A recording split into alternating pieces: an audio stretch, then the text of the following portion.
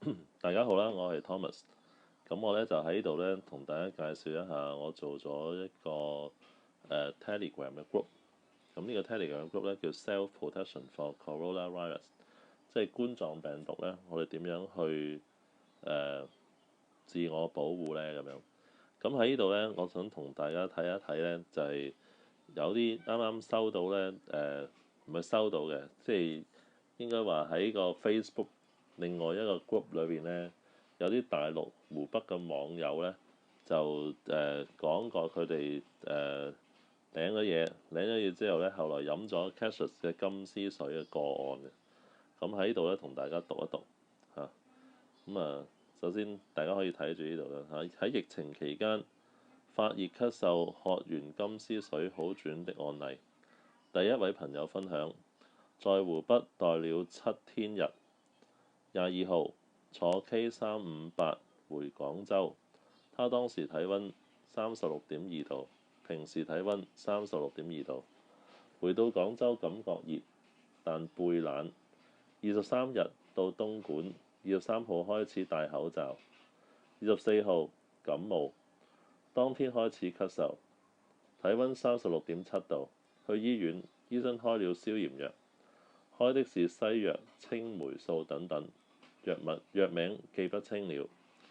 之後聽了海事的課，30日開始做金絲，31日下午開始喝金絲水，當天下午就有了效果，咳嗽減輕。喝金絲水的第二天，背已經沒有冷感，感覺温暖。喝金絲水的第3天，體温正常，咳嗽減少，現在已經完全是一個正常人，沒有任何疾病的感覺。備註：他身體過去背冷是常態，遲喝了金絲水，現在不再背冷，一切感覺很温暖。第二位朋友分享：一位老人，女性，武漢人。1月25日，其女兒向武漢的一位知識尋求者名字略求助，反饋其母親在家發燒3、4天了，沒有退燒，當時沒有體温計，不知道體温，症狀是昏睡、乏力、眼睛脹痛、發燒、食慾差。當天晚上，武漢志願者送去混合金絲水。第二天反饋，已經退燒，體温36度。2月3日反饋，已經完全好了。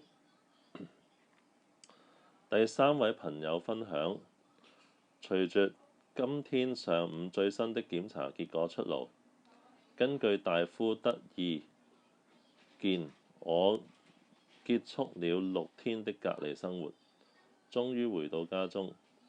1月20號從濟南出差去四川，先後到了成都和眉山，一路上也沒有戴口罩。辦完事後於24號上午返回了濟南，返回當天便感覺身體畏寒，一量體温39.2度。當天中午便來到了省立醫院發熱門診就診，進行了血常規檢查。大夫說有2項指示符合新冠狀病毒肺炎的特徵，一是白細胞正常，二是淋巴細胞比率下降，但不符合胸悶、呼吸異常的特徵，所以讓我回家自行隔離。並開了1盒兒童的奧司他韋和布洛芬混原液。因家裏有老人和孩子，我就從外面借住了朋友的地方，一個人開始了治療。到往後，我聯絡了知識尋求者聊城的小醫，問他些時候能給我寄點做金絲的材料來。他覺得我病情嚴重，時間緊急，便向自在的求助金師支援。自在的心求助金師支援。金師雖然第二天就寄出了，但因為春節放假和疫情的緣故，順豐快遞顯示需要2月2號後才能寄到。於是另一位朋友緊急製作了一部分金絲，28號下午送過來。下面是這幾天的體温記錄：25號凌晨39.3度，26號凌晨38.6度，27號凌晨喝了辦公室有的1點二氧化碳金絲水，27號晚上38.1度，28號凌晨37.6度，28號中午37.1度，29號中午36.8度，30號上午36.6度，驗血完全正常。第4位朋友分享：2月2日反季，幾天前晚上感覺聾癢、喉嚨癢、咳嗽，喝了1小杯金絲水，一會兒就不癢了。第5位朋友分享：內蒙古家庭成員、母親、姐夫，我本人，還有2個孩子。2020年1月20日晚，姐姐和姐夫和孩子下飛機，從呼和浩特到達烏蘭浩特市。1月31晚約7點左右，母親和姐姐均表示有些惡心，並伴有輕微頭痛，疑似感冒症狀。我提出喝混合上清水，上清水即係金絲水緩解症狀。2人均表示同意，2人服用了70毫升。姐夫和孩子也喝了。第二天清晨8點左右起床，我向他們詢問症狀，得到回覆是症狀已經徹底消失，已經恢復到健康狀態，精神狀態非常好。姐姐一行3人已經於2020年2月2日抵達烏海市，隨行攜帶了已配置好的混合金絲。第6位朋友分享：江蘇籍男31歲，未接觸武漢，患有慢性病20多年，身體不好，伴有鼻出血現象。今年1月18號左右開始乾咳，稍有痰，頭痛低燒，持續吃了10多天阿莫西林以及咳嗽糖漿等，沒好轉。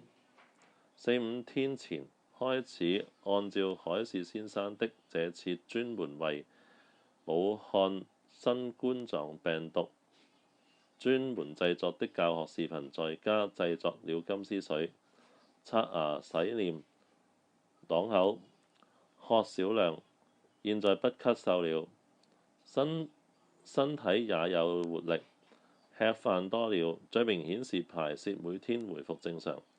原來便秘，中醫都主張調理身體排毒為主，只有排泄正常才能清理體內聚積嘅毒素，這是最主要的。我昨天也有相同經驗，只是體温在37.4度，喝了100 ml 之後，大概1小時後，體温回復到36.8度。咁大家睇到啦，即係呢個呢，就係喺我個 group 裏邊呢，我將一啲喺 Facebook 金絲群組裏邊，即係Cassius 啊，即係個群組裏邊呢嗰啲個案呢，我就擺咗上嚟。咁同埋咧喺呢一度咧就簡單講咗點樣用呢啲金絲，點樣做呢啲金絲，其實好簡單，好似中學裏邊咧做實驗咁樣嘅啫。咁你首先咧就喺嗰個電池嗰度咧就拆咗嗰個鋅嘅金屬殼出嚟啦，跟住咧就好似呢段片，呢度有一段片咧係教你咧點樣將個電池嘅金屬殼拆出嚟嘅。咁然後咧就再喺舊啲電線咧拆咗啲銅線出嚟啦。咁然後將其中一條電線嘅銅線咧就用嗰啲煤氣爐或者係石油氣爐嘅火咧就燒到變紅色。咁外邊咧就會攤乾咗凍咗之後咧，外邊咧就會包咗層咧黑色嘅納米塗層嘅。咁然後咧就將呢個有納米塗層嘅納米線咧就繞個圈啦，繞幾個圈啦。好似我喺呢度嘅視頻咧就 show 到俾大家睇咁樣嘅。咁然後一條普通嘅銅線就繞一圈啦。咁另外一條銅線咧就繞住嗰個鋅鐵片，跟住咧就放喺一隻杯嗰度。咁然後咧就擺入一啲鹽水，一日之後咧嗰啲金絲咧，白色嘅金絲或者係綠色嘅金絲咧就會沉咗喺個杯底嗰度。咁我哋唔係要食啲金絲嘅，我哋係飲金絲上邊嗰啲叫做上層水，或者叫做金絲水都得嘅。咁咧就100ml度。咁呢個咧就係阿 Cassius 咧就喺佢教學視頻咧就講咗嘅。咁咧就 Cassius 嘅教學視頻，因為我後來咧發現咧Cassius 嗰個原本嘅視頻咧俾呢個 YouTube 咧就block 咗啊。咁後來我再揾到啦，咁大家可以 search 到嘅，你 search 就 One Cup One Night for 呢個 Coronavirus，咁應該就可以揾到佢嘅。咁如果你最後都即係揾唔到咧，你可以 join 落我呢個 group 度啦。咁喺度咧，我都將嗰段片 download 咗落嚟咧，就傳咗去我呢個 group 嗰度嘅。咁你撳出嚟咧就可以聽到㗎啦。咁我喺度就唔播啦。咁咧就另外咧就係有啲網友咧都問我咧有冇中文版，想知道金絲係啲乜嘢啊咁樣。咁我都揾咗一啲資料嘅。咁咧就同埋咧有啲網友咧亦都問我，咁其實即係都係咩嚟㗎？咁我亦都有去，因為我有去原著嗰本書啦。咁我咧就將佢原著嗰段咧，其實金絲係啲新嘅物質啦，我哋從來都未見過，不過係天然嘅，所以對身體冇害。咁佢亦都喺大陸攞咗認證。咁就另外咧喺呢度咧我亦都做咗個數學模型，我將咧中國嘅 data 咧就其中治癒嗰部分咧，我就變咗做一個數學模型啦。咁我哋睇到咧，如果按照呢個數學模型咧，大概喺20日之後咧，就應該有3萬人痊癒嘅。如果照呢個速度咁樣上，咁當然啦，希望我哋可以嚴格控制，國家可以嚴格控制佢嗰個傳播啦。咁最後咧就可以令到多啲人治癒，就少啲人染病啦。咁我最希望咧就係，因為你見到咧，即係呢張圖咧，即係無論係一個 polynomial 咧，個 fitting 係0.999喎。如果係 exponential curve 咧，個 fitting 咧係0.994。咁即係話咧，我哋好可能咧就會喺中間20日之後咧，就會喺中間呢幾個部分即係由3萬人到7萬人、8萬人不等嘅。如果向呢個步伐，咁希望香港咧亦都將嗰個疫情做好啲啦。即係唔係疫情做好，即係抗疫嘅部分咧係能夠做好啲啦。咁咧就我會將咧呢個 Telegram group 嘅 link 咧就擺喺度。咁其實咧我就揾咗一啲資料咧，就係關於點樣去預防或者 protect 自己好啲啦。咁咧就擺咗喺呢個 group 嗰度嘅。咁有機會咧再同大家 go through 一下呢個 group 啦。咁喺度就完結咗呢個視頻先，多謝大家。